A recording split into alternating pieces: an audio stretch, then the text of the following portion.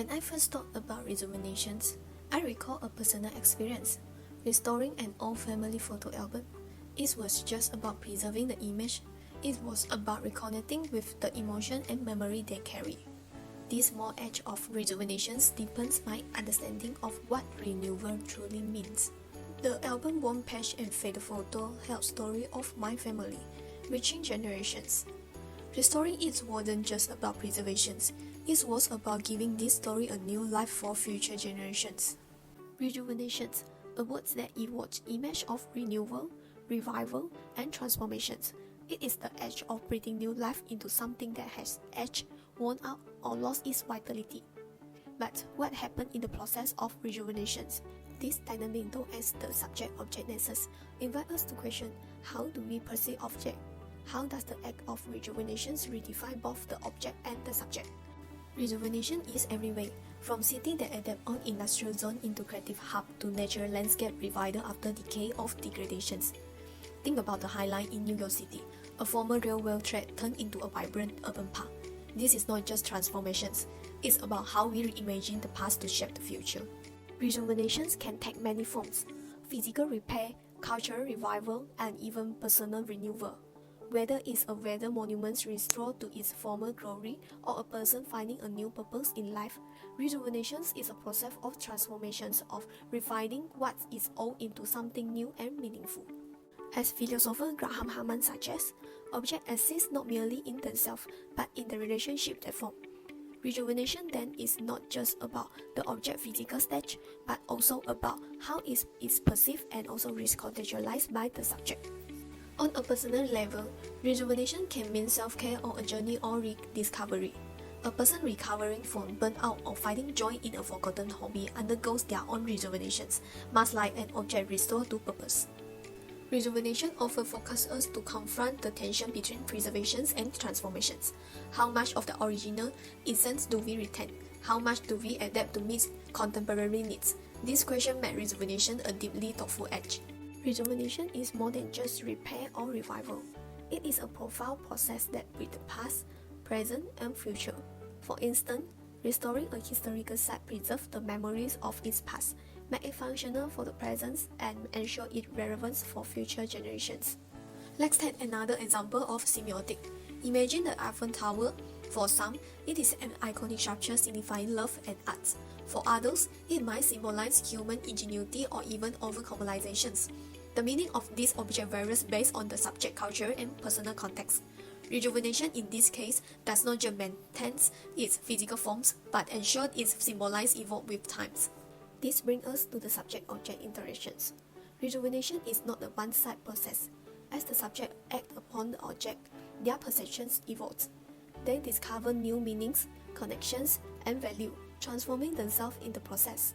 As Immanuel Kant argued, our understanding of object is shaped by our perceptions. Rejuvenation, therefore, is as much about transforming how we see the object as it is about the object itself. It reveals hidden layer of meaning, inviting us to engage more deeply with the world around us. The subject, the observer or actor, imbues the object with meanings. This process, known as subjectifications, involves seeing beyond the physical properties of the object to its emotional, cultural, or symbolic significance. And a watch, for instance, becomes more than a timepiece. It is a storeroom of memory and story. Our perception of object is shaped by our experience and associations. This is where a semiotic, the study of sign and symbol, comes into place. As sweet linguist Ferdinand de Saussure explained, objects carry meaning not in themselves but in how they are signified by language and culture. For example, the word tree signifies more than its physical forms. It evokes ideas of growth, shelter, and life, all shaped by our individual and collective experience. Objects also derive meaning through their relational functionality, how they interact with their part, their environment, and the subject engaged with them. A park, for instance, is more than its physical features. It is a space for connections, play, and relaxations. But rejuvenation is not without its challenges. Misalignments between the subject intent and the object's original purpose can lead to unintended consequences. For example, over-restoring a historical artifact might strip it of its authentic character. We also assume that we fully understand an object meaning, ignoring how individual or cultural biases shape our perceptions. And then, there are practical constraints, resources, expertise, and times.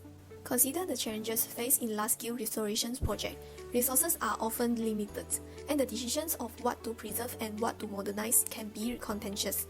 The Notre Dame Cathedral fire in Paris highlights this. While some argue for restoring it exactly as it was, others saw an opportunity to introduce modern elements. Such debate underlines the complexity of rejuvenations. Another layer to consider: who decide what deserves rejuvenations? Are we privileging certain history or narrative while neglecting others? This question pushes us to reflect on the broader implications of our actions as subjects. These challenges remind us that rejuvenation is not a one-size-fits-all process. It requires sensitivity to the object context and significance. From urban design to environmental conservation, the principles of rejuvenation are everywhere. Adaptive reuse projects transform old buildings into space for new purpose. Reviving initiatives restore ecosystems to their natural state. And cultural revival efforts breathe new life into traditions that connect community. Rejuvenation is not limited to urban projects or environmental efforts. Consider technology. Old device repurposed for modern needs, or vintage car modified to run on electric engines.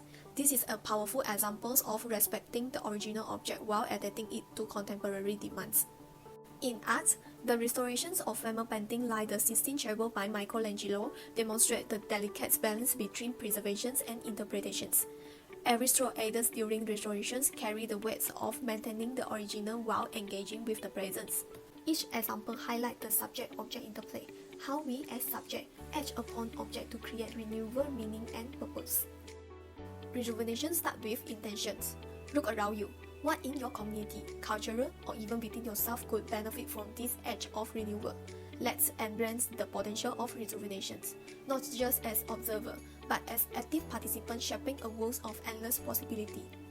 What in your life or surrounding could benefit from rejuvenations? Could it be an old community space, a cultural tradition, or even a personal project you have put aside? How might engaging with this process transform not just the object, but your own perspective? Rejuvenation reminds us that everything has the potential for renewal. It's about seeing possibility where others see decay and finding connections where others see isolations. Let's continue this journey together, not just as a subject acting on object, but as co-creator of a world in perpetual renewal.